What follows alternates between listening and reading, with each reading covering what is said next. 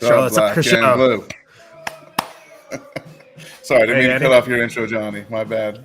What's going on? It's Sunday Night Live on Charlotte Soccer Show. It's good to see you, Danny. How are you doing this evening with your rose-colored glasses? Sunday Night Super Live, and I'm here. I'm here wearing the rose-colored glasses because you have to. You know, we talked about mint-colored glasses famously at one time on this show, but tonight I'm wearing the rose-colored glasses because it's time. It's time to start spinning everything. It's you either join the spin machine or you try to take it down. And I'm only one man. I can't take it down, so I've decided to join it. And I am going to be selling all things positive Charlotte FC. There's a lot of soccer left. We're only a few points out of the playoff spot. Take them off because tonight we're gonna show you how it feels when a draw feels like a loss. That's I'm not actually going to do that. Yeah, I'm not actually going to do that. But I am going to wear my Elton John fashion statement here. I got these glasses in Mexico on a trip to Widespread Panic Music Festival. Great. I can't take you seriously in those glasses. I just can't do it. It's and chugging wine straight out the neck of the bottle. It just gives me Yellow Brick Road vibes, which is not actually, I guess, not a bad thing. So why don't you leave them on for the rest of the show? As I've got to say that we've won one match in now 8 games played.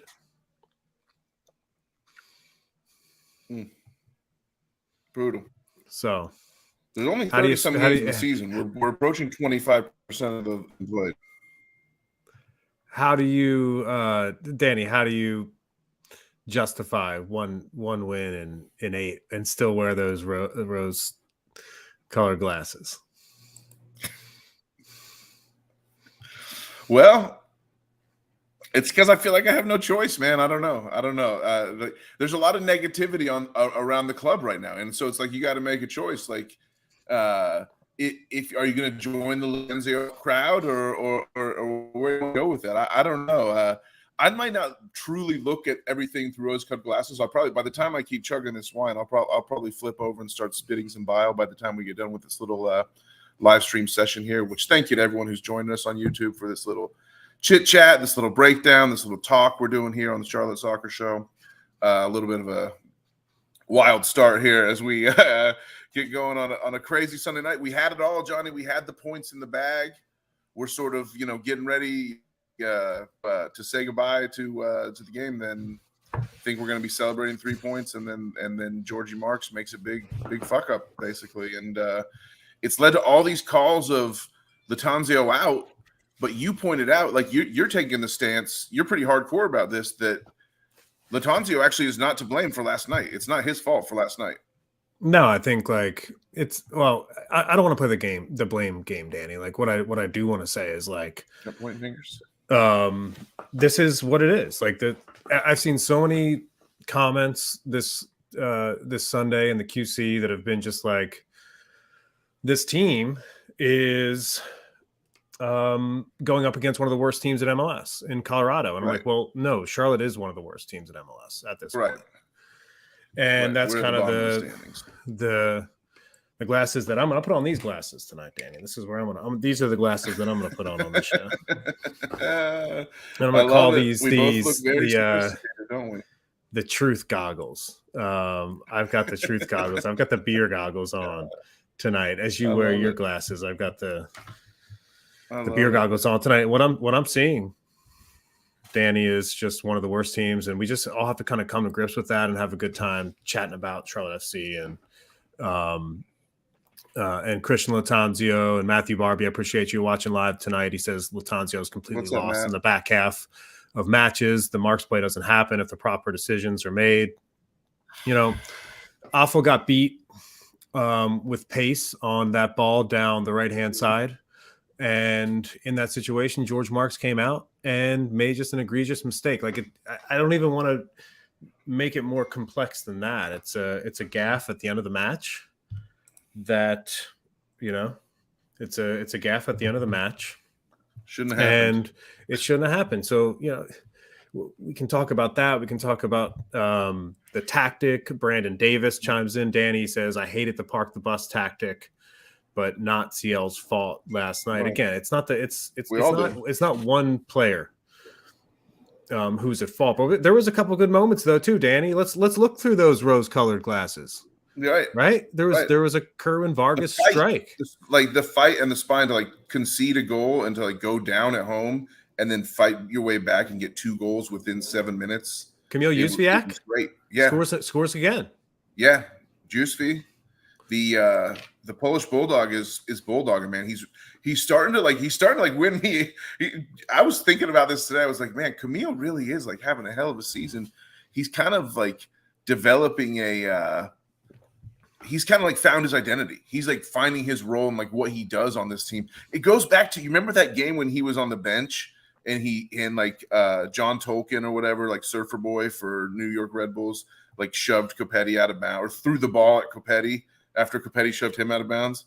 And Jóźwiak gave him a little like brush up and gave him a little point, like, I'm watching you. Like ever since that moment, he's been balling out. He's been playing amazing since he got back on the pitch after doing that. So I don't know. I'm starting to believe more and more in Camille. He's delivering the results. It's a results-based game. Like, you know, we flock towards those guys who actually deliver for the most part. Like we all have our favorites, or like of like the guys who, you know, we forgive them all the time because even if they mess up, like we say, oh, it's okay, like they're fine, because that's like our favorite player, like our pet player or whatever. But like most of these guys, my feeling about the quality of a player or the usefulness of a player is based on what they do. What have you done for me lately? You know, I'm sorry to be that fickle and that transparent, but like it's just the way it is. Like if you get results and get stuff done for the team, then we're gonna love you. If you don't, then we're not gonna love you. So Camille does that make me a bad fan? Does that make me a bad fan? No. Camille's done a great job lately. I think Camille Jóźwiak and Kerwin Vargas, like their partnership as wingers around Copetti and Swiderski really worked. I think that's something else I want to get into on tonight's show, as far as looking through those rose-colored glasses that you have on. But remember, every rose has its thorn. Saturday. I'm just like singing Elton John songs in my head. It's great. Tonight, I want to talk about the 4-4-2 that was deployed. And the reason why I want to talk about that, Danny, is because I think it ties in with how those wingers are playing, the freedom. There was so much space for Jóźwiak in this setup. And I want to commend Christian Latanzio for setting it up in a 4-4-2 finally.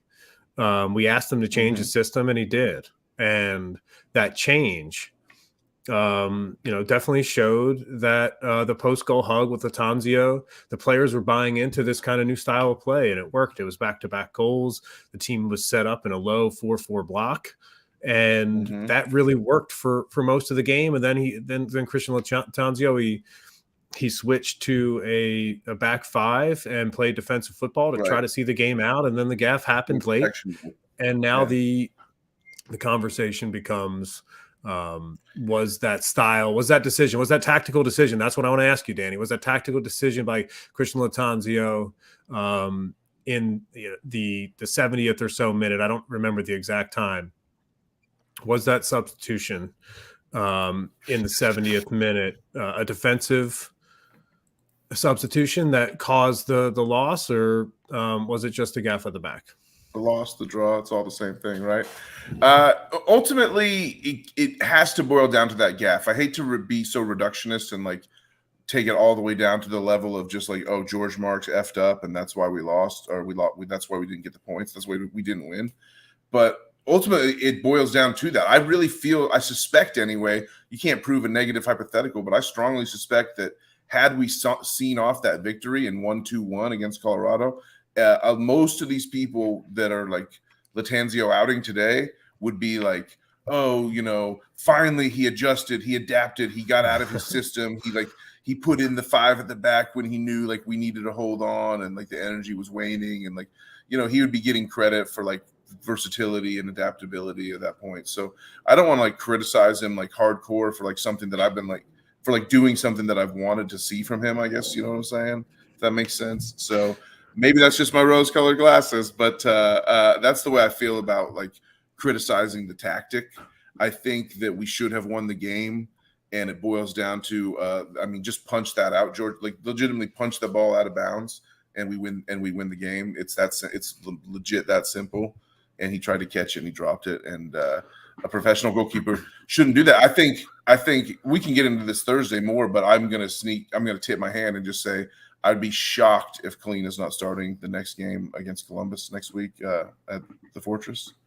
And unless he has a setback with his injury situation, but he looked great against in the Crown Legacy game against Miami on Friday night. Played 90 minutes, was screaming at the back line, looked ready to be back out there. And after George costing those points, I mean it's a results based business, George. I'm sorry, I think it's Kalina time when we get back to the keep. A couple comments that we have. Matthew Barbie. Wait, we're in a 4-4-2. Kevin Fritz says the same thing. I also thought it was always a 4-3-3 as well. Those two comments, what I'll say is I had a great tactical view of the match. In that position that you were sitting in the supporter section. Exactly. I was basically at the top back of the supporter section. I want to make sure that we were high up there too, so we could get that tactical spacing kind of view. What would happen is that Derek Jones and Brant Bronico were really sliding into the middle of the pitch, protecting those two center backs. I felt they were in a they were strong. Vargas was out wide as well with Camille, and then Carroll and Enzo had some really nice combination play in this match, while the defensive, especially in the first half, when we were defending our goal in that first half, there was a 4-4-2, setup with that low block that did really, really well defensively. Yeah, I mean, here's the heat maps for Carroll and Enzo. You can decide if this makes them both strikers. Neither is like super popping in the box hardcore, but Enzo is like camping out in a couple of spots here, which is nice to see, I guess. Carroll, he looked like a second forward to me. I agree. Like you mentioned that you got the tactical view. You were sitting in the supporter section with us. That was great. It was great to have you in there. I know you normally sit over in the 300s. So, we welcomed you with open arms to the supporters. There were some beer showers involved, right? Oh yeah. So you can see Camille and Kierwin are definitely like hugging the lines. And this is the first time that I'm seeing the heat maps for what it's worth. Yeah, I'm just bringing it up live. Thanks. So I appreciate it, because you're really helping me nail down my point here, which is these two players were playing very wide. And Derek Jones and Brant Bronico were super central in that midfield compared to those two guys. So I really thought that the 4-4-2 setup really covered all bases there. And this is the four players that I really would love to see working together. And I think the possibility of potentially putting Brant Bronico in his position now is going up against an Ashley Westwood as a potential substitute for when Westwood is healthy, to give us maybe some more offense. But I didn't hate the way that Christian Latanzio, overall, my point is, Danny, that I didn't dislike the way that he set up the team. I think he finally made some changes, and unfortunately a gaffe at the end, even though, yes, he decided to pack it in, and that happens. We talked about parking the bus. I've talked about how parking the bus sometimes can be an effective strategy, and it was really a minute or two away from being that, only because of that gaffe. Right. We were super close, Thanks to Hub Likes. Thanks to Bridget McCall for jumping in. Thanks for Lindsay, Michael Umberger for showing up. I know you and Bridget kind of been butting heads over Laddie at the match. I saw you guys locked in deep conversation there in the tap room for a few minutes. Like, where do you stand on Laddie Daddy right now after this match? Because with all these people calling for his head, you've actually been, kind of one of the guys calling for you think he got it right. Well, I said, if you go back to last episode, I said, the question was, is Christian Latanzio losing support? And my plea was, please change something. Like, you're coaching you can't just do the same thing again. And if that fails, then you've got no excuse. So there was definitely a conversation about tactics and style of play, and I asked for 5 at the back. You can go for the Crown Baby on Twitter. You can see that conversation there. I asked for 5, and we got that at the end, and we got beat. So as far as how I feel about Christian Latanzio, to answer that question, he's somebody who is going to be definitely managing the squad, and I think this could be a potential positive sign moving forward. I do still think that his press conferences are hilarious. It's almost Christmas in July, just a couple more months. Yeah. He was caught kind of muttering at the start of the press conference. He said, every game is like Christmas with us, ...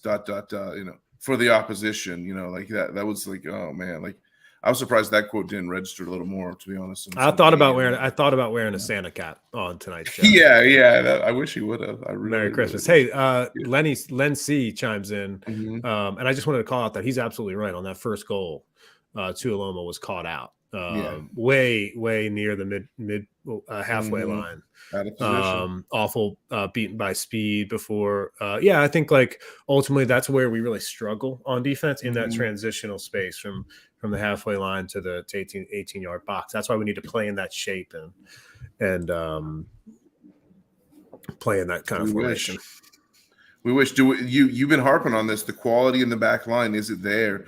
Do you think so? I have some comments. You mentioned the pressers also. So I want to take this in a direction of Latanzio post game talking about the players who weren't there. This is the first time I've really seen him bust out the whole like, oh, we're missing our guys excuse. We're 8 games into the season, and all of a sudden it's like, oh, we're missing our guys. Oh, like what happened?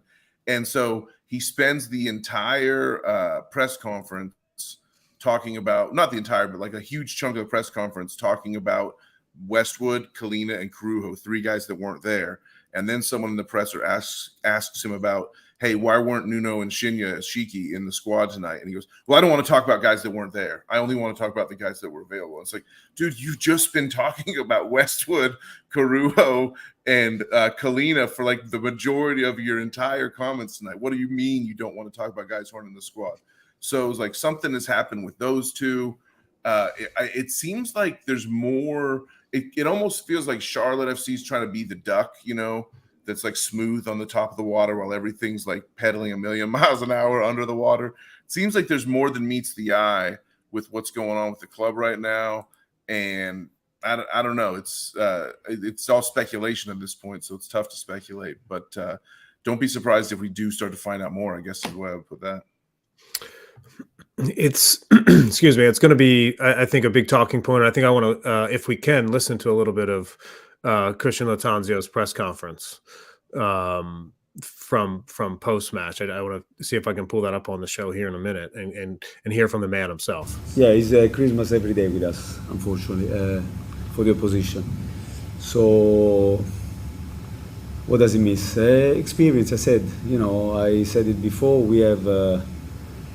I said it during the week that this team needs help and needs a bit of luck and help in the sense that we have 3 players with big experience that can help and can make everyone more at ease with experience. That's Christian Latanzio post game. I think it's a real call out, right? He's saying, that we need reinforcements. Big experience. We're lacking experience, and Christian Kalina is going to come back into the lineup. I think it took Marks about 30 hours to lose his job as number one keeper. From the start of the Legacy game on Friday to the end of the FC game on Saturday, I think Kalina is now back ahead of Marks for sure. Even though Kalina didn't face a lot of action, he seemed like he was in a good place. And when asked after the game, and I want to give credit to Top in 90 on this for asking a great question. He's been asking good questions lately. His journalism is stepping up lately. I got to give him some credit. His question to Christian Kalina about being the number one after the match, I thought was really good. And Kalina gave an honest answer and said, "Yeah, like my expectation is to be the number one keeper." So now that has come under the microscope. We went from having that conversation Friday night at the Crown Legacy match where Christian Kalina had a clean sheet and a 3-0 win to a gaffe at the end of the game. At the keep with George Marks. So from this point moving forward, you kind of got to ask yourself, how quickly does that change happen? So how about Umberger? Yeah, basically in a different language and with different phrasing, Latanzio saying we're screwed. We need, it's like funny, Yeah, I, Merry not Christmas, you filthy quoting, animal. We're exactly. screwed. That Christmas quote is amazing though. Like I'm so surprised that I feel like if a national MLS writer gets a hold of that, it's like like every day is like Christmas with us. ... for the opposition. Jeez, man, like that's dicey, man. I don't know. Like I hate to hear that. So I mean, how could you not hate to hear that? Yeah, it's Christmas every day with us, unfortunately. It's like, it's like Christmas every day, baby. I wish we had the Santa hats now. Wow. Man. So I appreciate everybody for hanging out in the show tonight. Talking Charlotte FC. The crew showing up. Yeah. Having the live Sunday conversation. So Danny, tell me where this club is moving forward. Right. It's like it's still a point. If you boil it down to, I kept like reminding myself of that today. I was like, oh, I even said on the show earlier, like a loss, but I'm still reminding myself that it is a point. And now all of a sudden, Charlotte FC, and we're gonna do on Thursday do a new episode with a special guest, Danny. Got a special guest at Elizabeth Parlor Room this Thursday. A Soccer City guest. Yes. Excited to announce who our guest is. And it's an Independence player to be named later. Saturday, I like it. Saturday, Charlotte FC will play the Columbus. Yep. The Columbus Crew at home. We're going to preview that match on Thursday's episode as well. Follow us on social all week to continue the conversation. And then the following Tuesday, I think it is, U.S. Open Cup match at home as well. So this is the Saturday night's match was. Yeah, Saturday night's match was the first of 3 straight matches here for Charlotte FC in the QC. So we got 1 point. Maybe let's get 6 points from the next 2, or at least 3 points against Columbus, and then win a U.S. Open Cup match. And all of a sudden, you're feeling good.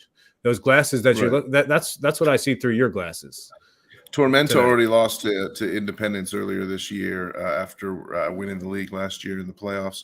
Yeah, I mean, it doesn't get any easier for us is the thing. Like we have not only this cup game as we're looking at the schedule, but then if we go forward, we're in a few weeks, we have a midweek game in the league. We have a midweek game on May 17th against the Chicago Fire here in Charlotte. So nice little home midweek game.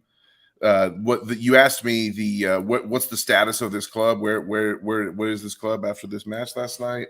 And the real status of us is we have not really gotten out of the starting gate of our season, and it's like the season's about to kick into high gear. Oh, here comes the U.S. Open Cup. Oh, here comes midweek league games. Oh, the League's Cup is coming down the pipeline. Oh, you got to get ready for another international window. The Gold Cup is coming up, and that's going to change, travel windows and things like that for teams across the league. I don't think it affects us tons, but it's just like the season's about to kick into high gear, and we have not got out of the starting gate. That's the metaphor I want to go with tonight, and it's like it's really unfortunate. We're not in a good place. We're in second to last, just ahead of Montreal in the East standings. We should have 8 points, but instead we have 6. The West, the teams that just really beat us are at the bottom of the West, Colorado and Salt Lake. So it's 6 points we should have gotten. We got 1 point, and we should have at least had 6, at the very least 4. And it's just really unfortunate. And Hub Likes is right. The Crew will be way tougher. The crew are flying. The crew are tough competition coming in. They found a way to get a point late with like a last-minute goal against New England, who's at the top of the standings. Columbus is up there with 14 points, 3 wins and a draw in a row. They've scored 18, given up 9. They have superstars on their team. Lucas Zelarayan, Cucho Hernandez is supposed to be back. So it's not good with what awaits us. And like the trip to DC is coming up. We confirmed we're going to DC, by the way. Shout out, invite to all TIFOs that want to get together in DC. We're gonna be there and make it happen like we did last year. I wanted to show this as well, Danny, as the sign of the match. Colorado, can we get some real grass?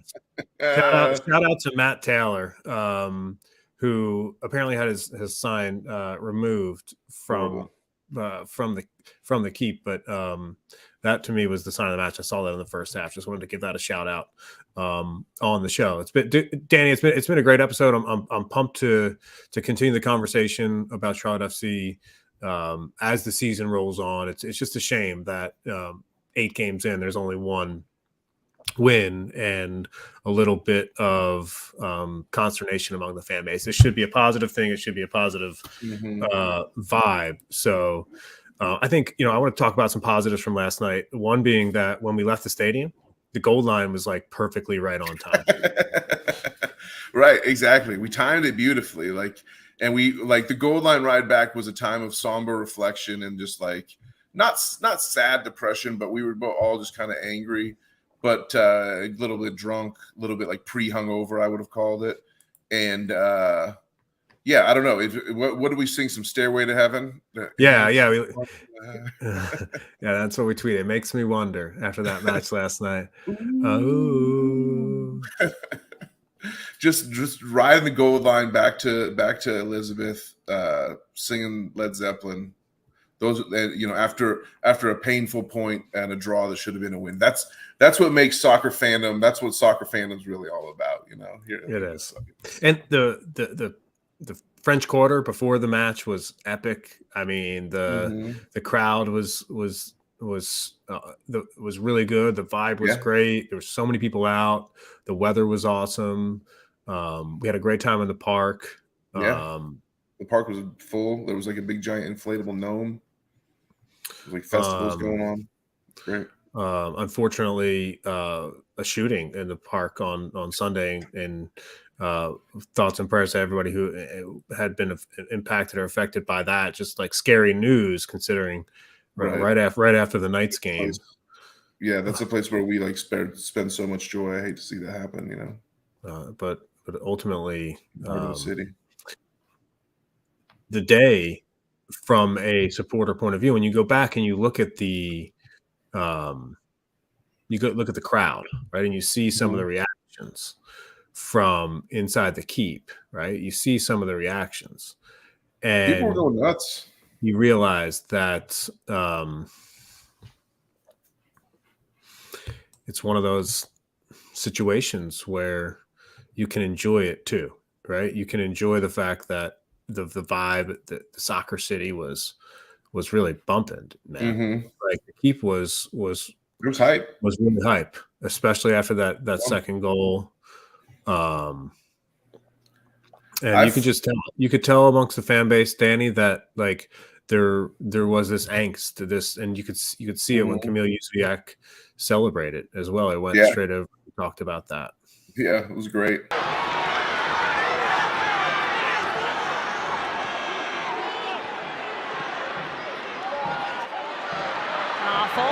Lays it out for Swiderski. The shot!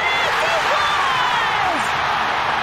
Backflip away as Vargas ties us at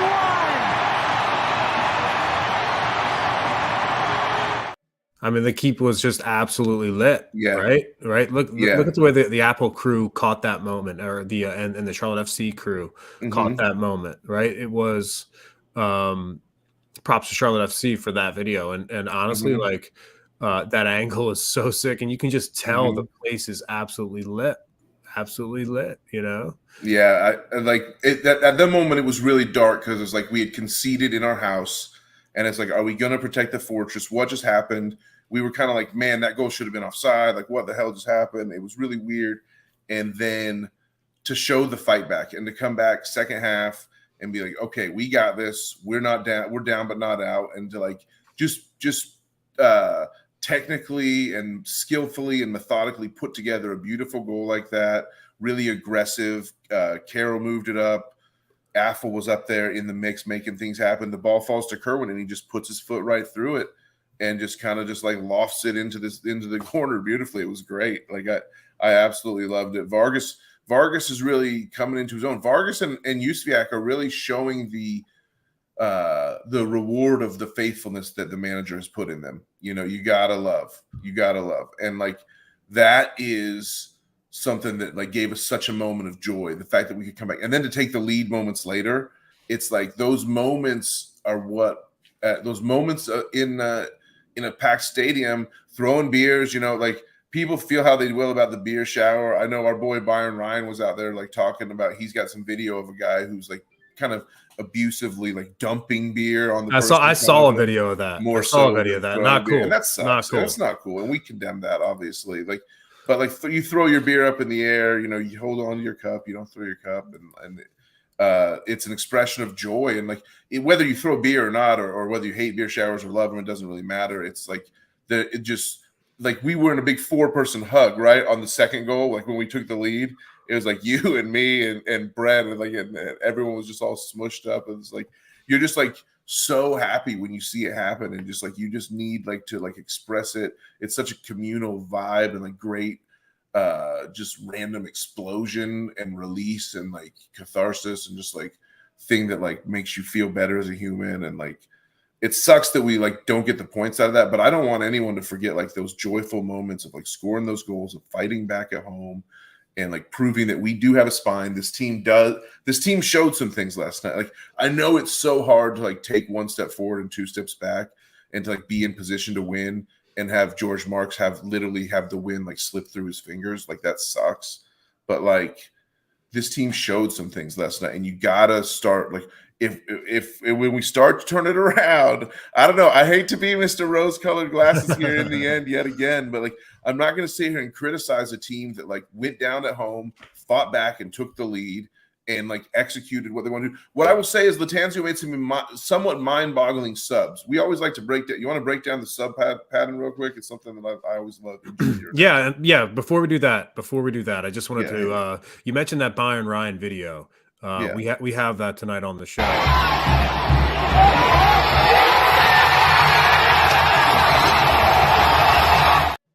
Did you see in the beginning of that video, to bottom of the left of the screen, what was happening there?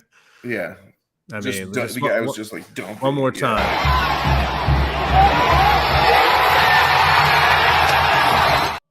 That's courtesy Byron Ryan. That's not cool. Yeah, not we cool. condemn that in the strongest possible terms as if we can on the show. That's like lunging forward and dumping beer on people. Not cool. You gotta at least go up with it and shower. You don't. Right. And, keep the cup in your hand. Something that we did beforehand was we just passed a lot of beer left, pass it around, get at least a little, get some money's worth, and then let it long. Right. But those moments, you can ruin them by being an asshole. Right. So just don't be an asshole. Mm-hmm. So substitution pattern.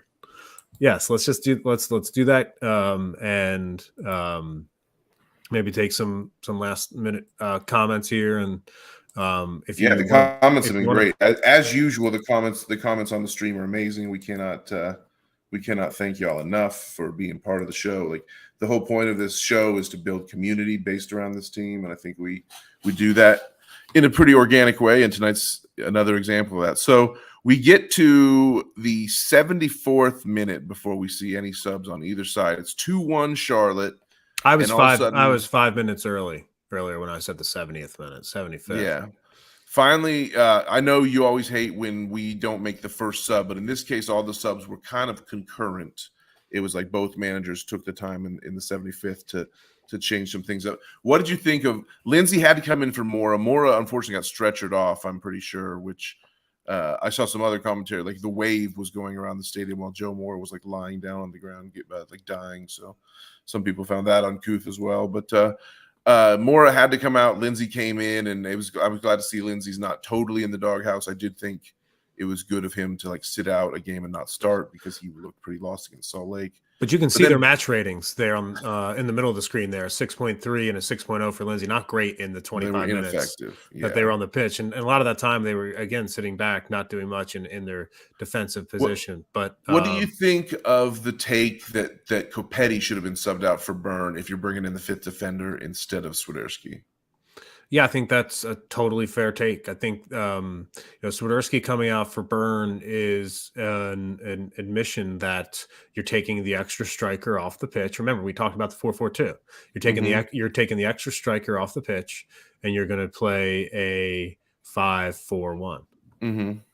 And that was the goal. And then I just thought the if I were to tell you a substitution I didn't think made a lot of sense, it was Mackenzie Gaines for Jóźwiak.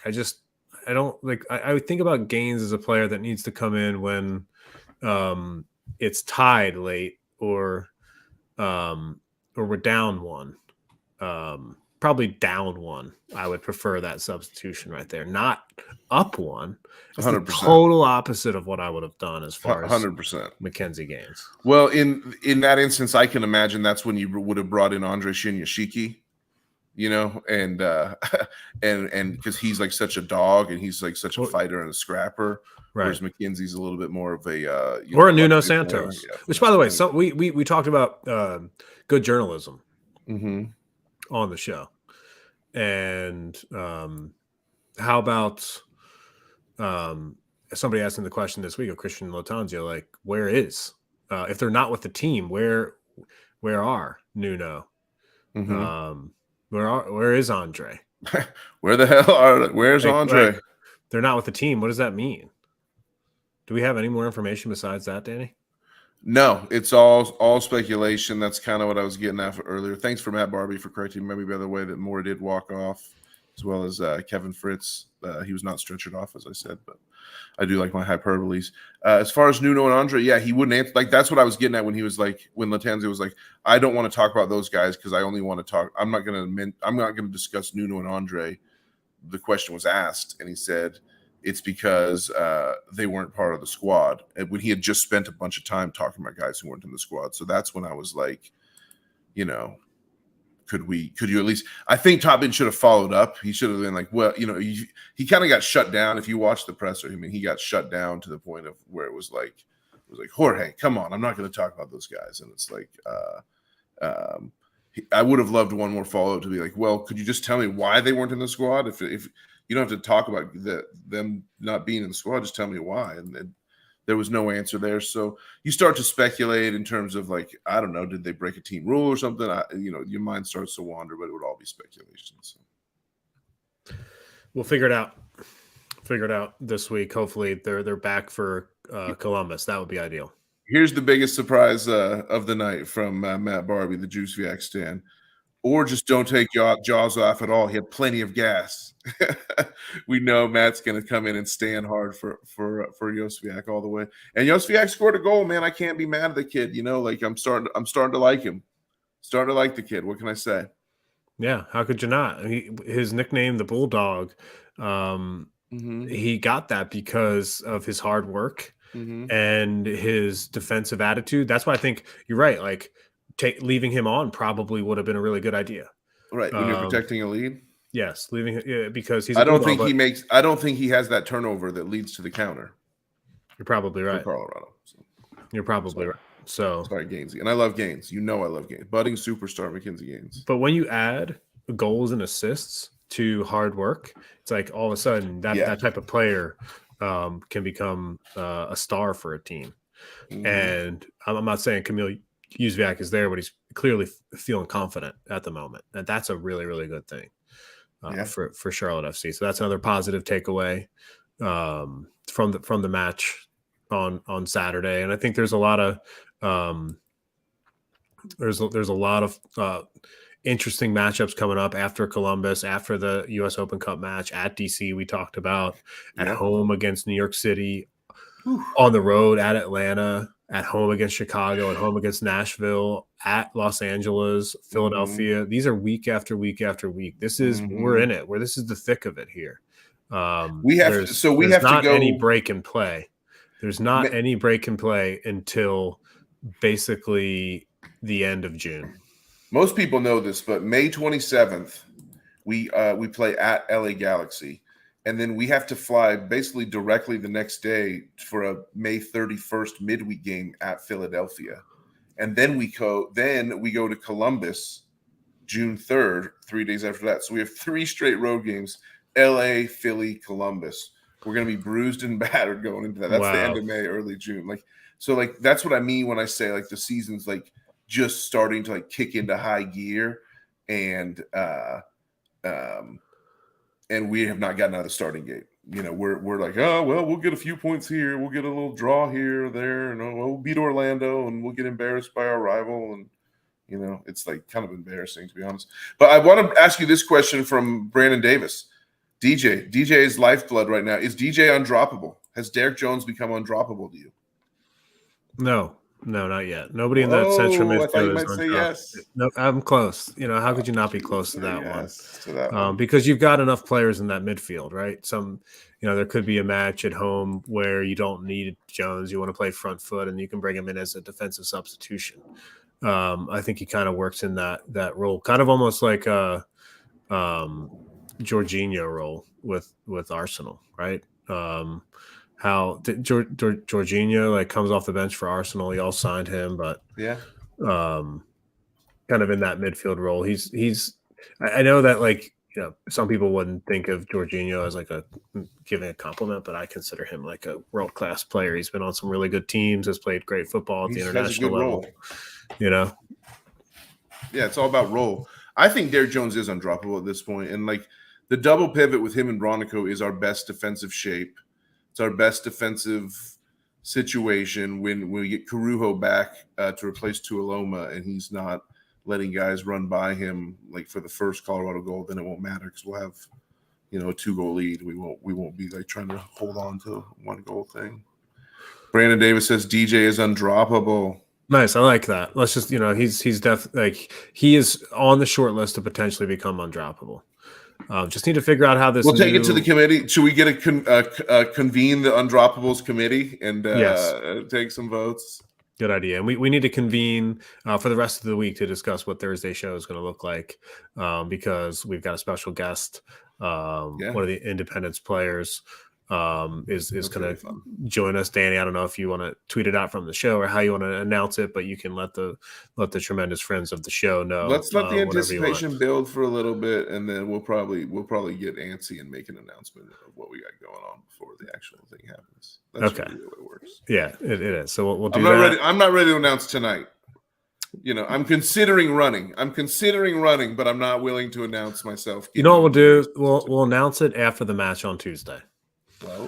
After the match, after the Independence play on Tuesday night. I like this week. It's a home match this week, I believe, right? For Independence? Yeah. Check. Umberger knows right away, but I can check real quick. I like what Morgan White is saying. Is DJ still undroppable when Westwood comes back? That's what I'm saying. That's part of the conversation. Yeah, that's the question. That's when the undroppable questions. Yeah, it's Charlotte Wednesday at home against Union Omaha, by the way, at the Independence. Yeah. Oh, it's Wednesday, not Tuesday? Yeah. Cool. Wednesday the 19th at 7. Sweet. Hey, so Umberger, yeah, I beat Umberger. My quick search was faster than Umberger's comment. I feel proud about that. Here's what Fortunate Nickel, great comment. DJ just never panics. I love that about him. Like Bronico, like funnels. DJ's like this wall, and Bronico like funnels the action into the wall, and DJ just like busts up the wave. You know? Yeah, he's like the rock in the ocean, and Brant like steers the offensive wave into DJ, and then DJ just like busts up the wave. If that makes sense. So that's a great way to think about it. Yep, totally can. See the partnership working and I'll just leave you with this thought, Danny. Like I think the Capetti-Swiderski partnership is getting better. Like I actually saw that it was existent. There was a partnership. Yeah, it happened. Mm-hmm. And we'll keep an eye on how that evolves. But just want to thank all the TIFOs for being here. Thank you, Danny, for being here as well.